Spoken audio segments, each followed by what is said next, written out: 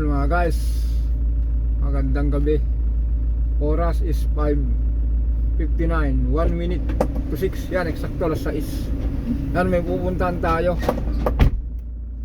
Mag-u-turn tayo, mayroon tayong pupuntahan. Magkwentuhan na lang tayo mga guys. Alam nyo naman ngayon, peak season, bakasyon. For reminder lang po sa mga bibiyahe, kung anong araw ngayon, 26, yung mga kumbakasyon ng 28, nahabulin yung yung New Year daw, para makita sa mga kapamilya, probinsya man, kung saan po lupalop ng mundo, mabibiyahe ng barko, aeroplano. Pero ito mga guys, para sa may mga sasakyan, kung bibiyahe po kayo mga guys, tandaan nyo po, lahat po i-check natin. Importante, brake, langis, temperature, gulong. Number 1 sa mga guys, gulong. Huwag nyo pong huwag kayong magtiwala na makapal pa. Kasi po ang gulong, meron pong meron pong lifetime. Kaya may po yun, may buhay din. Hindi ko mo makapal, ayos pa. Pagka po mapagod po niyan, bigla na lang puputok. Ibig sabihin po, yung sinabi kong mapagod, yung yung ma-over na po yung yung gamit na, kusang napuputok na lang po yan.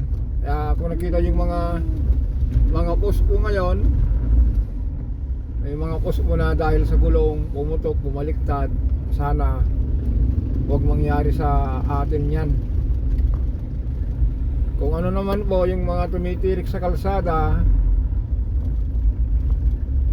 for reminder, unang-una po, temperature. Kaya yung makina po dapat po kondisyon, tamang level ng langis, tamang walang overheat, tama yung yung langis, yung temperature, ulit-ulitin natin yan. Kasi po mga guys, kaya maraming aberya po niyan kung overheat po ang kalaban. Dahil po po niyan, ang dami pong idadamay po niyan. Pwedeng kumatok yung makina, didikit na lang yung piston sa liner, mag-i-stack up, o kaya yung conrod, main bearing, didikit na lang po niyan, kalabasan po niyan, katok yung makina. Tapos ulitin natin yung brake mga guys. Tignan nyo po yung yung bago kayo bumiyahe, tignan nyo yung caliper, baka stack up. Kung stack up po kasi, medyo bigil ang takbo, matako kayo sa fuel. Tapos iinit po yung brake, pwedeng makakaroon ng tagas sa katagalan. Lost brake naman ang kalabasan po nun. Yun lang po. Dito natin sa kanto ng ng Sumulong Highway. Kakanan po tayo papuntang Marikina. Sabi ko nga po ismisa lang tayo dito, or puro reminder lang tayo dito. Kasi po katulad po nito, itong service natin, matagal na natin hindi ginagamit. Dahil si Corolla ang ginagamit natin, kailangan natin ito bago mag 2024 kondisyon siya.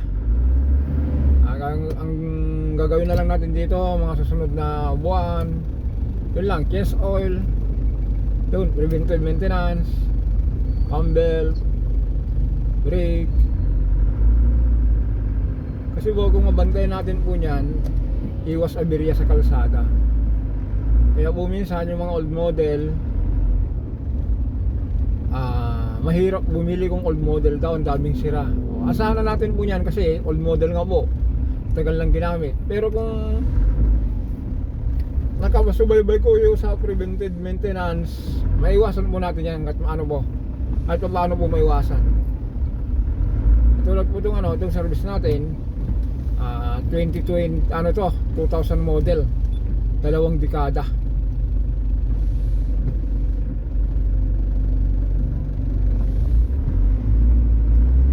Ano pa naman to?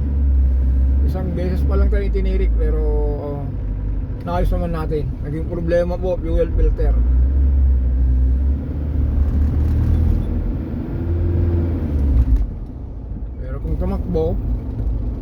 pa rin siya. Maliksi pa rin siya. Sumulong highway tayo papuntang Marikina. Kung makita natin yung SNR mamaya, siguro ikat na lang natin po yan. Yan lang po, for reminder lang po tayo rito.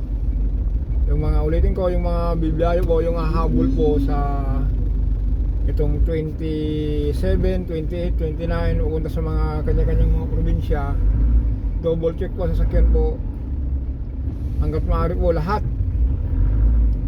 Yan, yung makina po kasi mga guys, yan, isama natin yung alternator. Kasi may nababanggit po ako yung alternator. Halimbawa po ito, naka-wiper siya kasi umaambon. Kung naka-wiper po tayo, tapos yung alternator natin mabigay na, baka abutan tayo sa kalsada. Tapos yung starter po, kahit hindi po nagluluko po niyan, kung ang sasakyan nyo po katulad nito na 2 dekada na, magkano lang naman po yung pa-cleaning. Kung meron kayong mga trusted na na electrical, patanggal nyo lang yung yung starter, parinis nyo lang para hindi magiging aberya sa kalsada. Kasi minsan mga guys, kung nag-stop over tayo, halimbawa sa expressway, kapi-kapi tayo sa mga gasoline station, pagmatay ng makina, pag-start ayaw na umandar, yung bala, yung starter bumigay na po yung yung carbon. Di bali kung marami naman kayo, kailangan pagtulak. Pero para maiwasan mga guys, yan, lahat check up. Ulitin natin yung gulong. Huwag po kayong magtiwala sa kabal ng gulong. Kasi po sa gulong po, yung pinaka-the-best na gamit niya po yan 5 years. Kung may 5 taon na po niyan, okay po yan, long drive. Pero kung 5 pataas na po niyan, medyo na lang po, kailangan ng pahinga. Kung halimbawa Isabela, ilang hinto, pahingaan nyo po yung gulong pa rin 2 minutes. Pero ako kasi minsan wala nang pahingaan, dire-diretso na tayo hanggat kaya. Hintuan lang po kung meron tayong mga kasamang gusto mag CR, yun lang. Yan, ito na yung stoplight. Kung kakaliwa po tayo, SNR po nyan.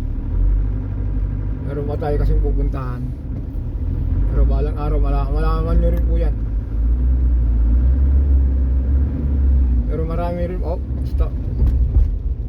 Stop na tayo.